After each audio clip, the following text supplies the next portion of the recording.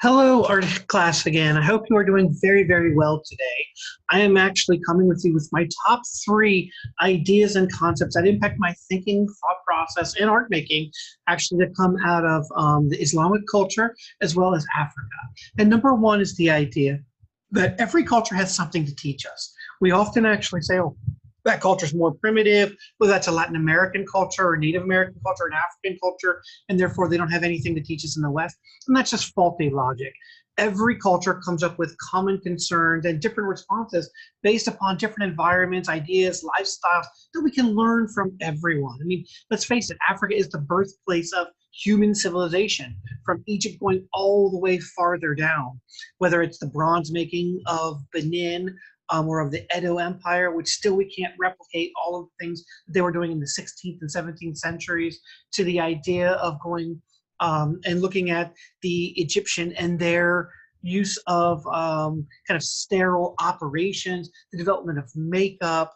And so every culture has something to teach us. We need to take that in and be that we are all within this great vessel together.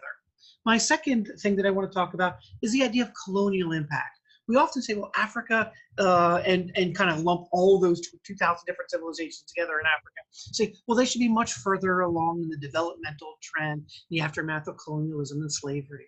But let's face it, if you look back at our own history, Africa is basically 70 to 80 years outside of colonialism. When we threw off the yoke of England and the UK, it took us 70 years. And in 70 years, do you know what happened in the United States? We had a civil war fight over slavery.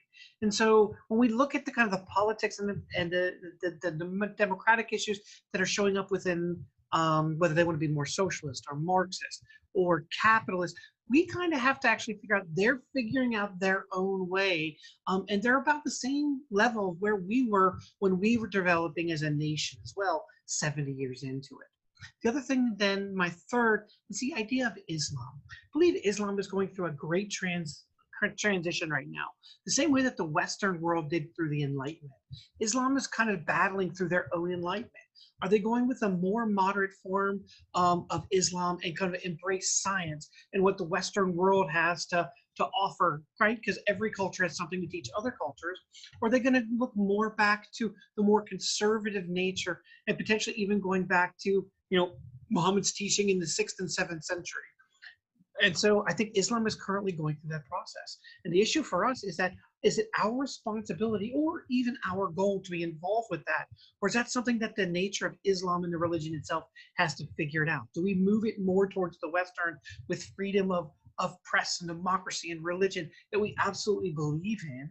Or do we allow them to sort this out on their own? There are implications in either side. I think that's one of the great challenges in our generation on how figuring out how do we actually embrace that.